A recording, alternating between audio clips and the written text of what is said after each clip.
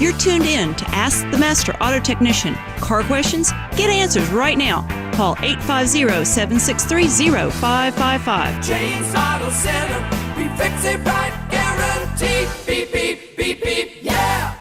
All right, good morning, everybody. It's 6 a.m. on a bright, well, it's not bright, it's ugly outside. It's not ugly either, it's just dark. It's still dark outside because it's getting fall. Everybody's back in school. It's September, and things are, getting back to normal. It's just the way it is down here in Panama City. And pretty soon we'll be turning our clocks backwards. And so one day we'll be able to have this show when it's daylight outside at 6 a.m. But right now it's still dark outside. So if you got a car question, give us a call at 850-763-0555. I had one that came in this week, Friday. Customer complaint is my car seems to have the transmission's not working right. I don't know why. I only have about 140,000 miles on it. It was working fine. What I saw was a warning transmission too hot signal come on my dash. And then 5 minutes later, it's not moving. I'm going, what could I have done to stop this? And brought the car by here. I looked at it, put it on the scanner. We went for a ride. No codes in the transmission, but you can look at the shift points on it and see it doesn't have a certain gear. It doesn't have third gear. It's got 1 to 2, and then when it goes from the 2 to 3 shift, there's no third gear. It's just there. There's nothing there. So that gear is gone. The direct drive clutch pack on that transmission is destroyed. And he said, well, what could have caused it? And I said, you said you saw a warning light that came, message that came on the dash up there. It says, transmission too hot. When you saw that, the best thing to have done, I'm not going to tell you would have saved it, is to pull over the side of the road and let the car cool down. But you told me you continued driving it, and 5 minutes later you had a problem. Well, when that light comes on, that's usually what we call it's like an idiot light. By that time, the damage is too late, and there's a problem. And you really, if he'd pulled over, he might have saved it. He might not have saved it. It's really, I just have no idea. I was going to say, at this point, I don't think it really matters. Relevant. But the point I'm trying to say is this could have been prevented. What caused the problem was he was following the normal driving conditions. He looked in his owner's manual.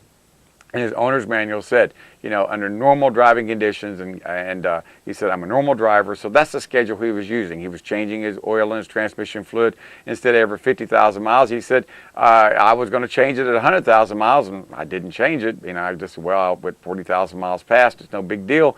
Well, remember, he's not a normal service driver. Neither am I. Neither are you. We're what we call severe service drivers. And severe service drivers is what you and I would consider normal. Start your car up and go to work. Not racing it, not riding at a high rate of speed, not driving it for hours and hours and hours on the interstate.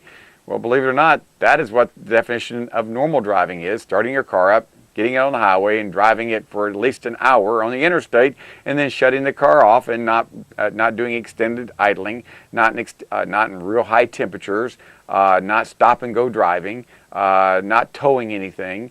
Not in hot, dusty conditions or real cold conditions. Those are what's considered, if you don't do any of those things, you're a normal driver. But here's the reality: we do all those things. We do it at least once, maybe twice a month, maybe twice a week. Who knows? Maybe every day. And when you do that, you fall into the severe service category. And the severe service category means you cut everything literally in half. Sometimes a little bit less than half. On his car, the recommended replacement of the transmission fluid was 50,000 miles. Like I said, you cut it in half. I think 100,000 miles, which is under normal condition, and severe service, it got cut and all the way down to 50,000 miles. Here he is with 140,000 miles on it, ready for his third transmission service, and never has had one. And I said, well, the other problem is this is a symptom. The transmission failure is a symptom of a larger problem. Your cooling system's not working right. And he kind of looked at me and said, well, my temperature gauge just runs a little hotter than it used to. I mean, it used to be, not quite in the middle. Now it's in the middle, maybe a little, maybe slightly to the right of center. And I go, well, that little few degrees on your temperature gauge may represent as much as 30 degrees. Just that little bit of difference right there. And he says, what do you mean? I said, well, your car operates at 195 to 200 degrees Fahrenheit. That's what it operates. So that's what the engine produces, that kind of heat, and the radiator is supposed to drop it down to about 170 degrees Fahrenheit. Now, once it drops down that 30 degrees difference right there, it's allowed to absorb that heat that's in the engine and repeat the process again, cooling it off on the radiator. The radiator is nothing more than a heat exchanger. It's taking the coolness out of the air, absorbing that coolness and that radiator to cool down the engine. And at the same time, it's cooling your transmission down, it's cooling down your air conditioning. All those things are going past there. Now you've got the condenser in front of the radiator for the air conditioning, but if your radiator is not getting rid of heat, it's actually storing heat, which makes your air conditioning work harder because it's got all that latent heat that's right there, that's radiating heat, that's radiating into the condenser, and it's not getting rid of the heat as well. Maybe due to a fan clutch not working well, or the fan's not working well. It doesn't really matter. The point is that radiator is holding a lot of heat and it's transferring it to the condenser, which is making your high side pressure on your air conditioning work anywhere from 10 to 30 pounds higher, sitting at a red light. And the same thing holds true with your transmission. Going down the highway or sitting still, you're not getting rid of the heat. Your car is operating at 200 degrees Fahrenheit. You're trying to cool it down to 170, but you're only cooling it down to maybe 195. Maybe you're cooling the temperature only down 5 degrees less than what it actually came in with. The car is not going to run hot because you're actually taking away enough heat to keep it from running hot and getting hotter, but it's not enough heat to keep from destroying your transmission. Your transmission is designed to operate no hotter than 170 degrees Fahrenheit. In a perfect world, that would be, that transmission would last forever if we keep it at 170 degrees Fahrenheit, change the transmission fluid about every 40 to 50,000 miles. We would never have a problem with that transmission. But it's not a perfect world. We don't always change our transmission fluid when we're supposed to, and sometimes we don't pay attention to the cooling system. People don't change their coolant on their vehicle like they're supposed to. Remember, the normal schedule on the antifreeze for this vehicle was 5 years or 150,000 miles. He had a 2006, so he's past the 5-year model, but he only had 140,000 miles. He figured he could go to 150,000 miles. So he had the original antifreeze in the vehicle as well. And that owner's manual, like I said, is a guide. And that's a guide for things to be checked and things to be looked at on a regular basis. Well, he never bothered to exchange his antifreeze, so that old antifreeze inside there continues to eat away at the plastic, the nylon 6.6 in there. And the older it gets, it seems to do a much better job of eating up the plastic, taking that backbone out of it, and putting that brown, gummy stuff you may see in your coolant reservoir. If you have a General Motors and you pull the top off the reservoir bottle and you see this brown scum inside the reservoir bottle, or if you pull the radiator cap off when the car is cool and you see this brown, rusty looking scum or brown scum that's on your radiator cap, that is the nylon 6.6. That is actually the plastic inside the radiator that's breaking down, the intake manifold, the water pump, anything that is plastic that's inside the cooling system, even the connectors on the heater hose connectors, they're made out of nylon 6.6. What are we going to say, Anna? Now, some cars seem to break down that more than others. I mean, like the Chrysler products aren't quite as bad as... Well, it's a different antifreeze. I was going to say, and does it have to do with the composition of the yes, antifreeze? Yes, it absolutely... Remember, Chrysler antifreeze is a HOAT. It's a HOAT, hybrid organic acid technology. Not only does it protect the metal metallurgically, like bluing a gun by changing the surface composition, it also paints a coating on there to keep that, until that problem develops, until it gets completely cured. But now, unfortunately, the manufacturers of vehicles, GM says you should use their coolant. Absolutely. If you don't, then what happens? Well, then you end up, if you put a HOAT where an oat goes, you're going to have a lot more problems.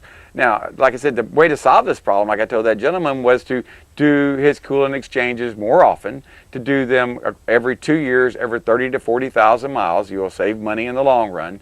But his radiator, it's a 2006, here it is 2016, it's 10 years old. The reality is when your car stops getting rid of heat, this is where you start.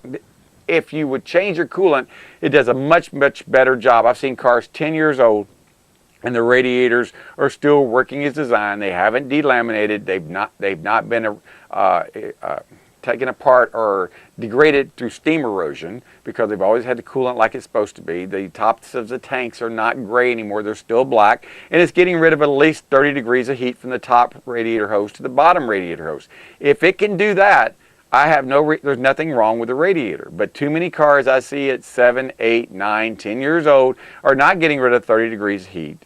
They're not getting rid of that minimum of 30 degrees of heat, sitting still, air conditioning on, fans engaged, sitting in the shade or sitting in the sunlight. It really doesn't matter. It should be getting rid of 30 degrees of heat, sitting still at idle.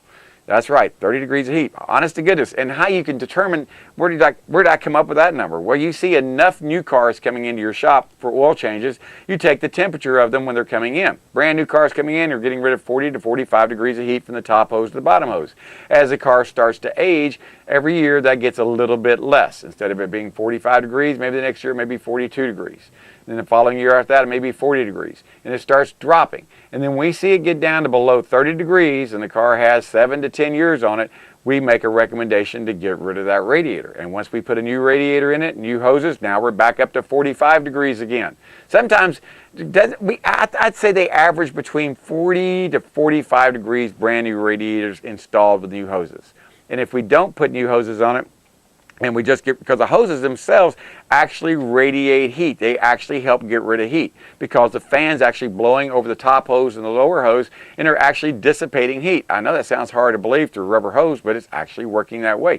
They actually get rid of more heat with new hoses on them than they do with the old hoses. The old hoses are actually, they've got a little, it's microscopic, I should say, or a very, very small amount. It's got a coating inside there that actually keeps the transfer of heat from going through the hose as the hose ages.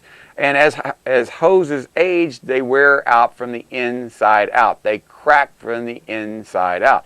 So it is recommended at 10 years. I used to say 4 years, but I tell people, normally at 10 years it's about time to get rid of your hoses, to change your radiator, change your hoses, and make sure you keep your cooling system like it's supposed to be, and change the coolant every 2 to 3 years or every 30,000 miles. That's the way it used to be with the old green inorganic acid technology, the old Prestone antifreeze we used to use. That's what we always did, was 2 years, 30,000 miles. Then we came out with the extended life antifreeze, which made great for selling cars because people said, wow, I don't have to do this maintenance every so often. Now it's 5 years. Well, the reality is it didn't work out that way.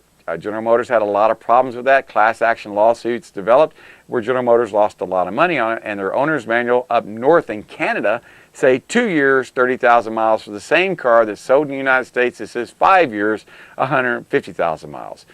The reality is there's no substitute for changing the fluids more often if you want your car to last a lot longer.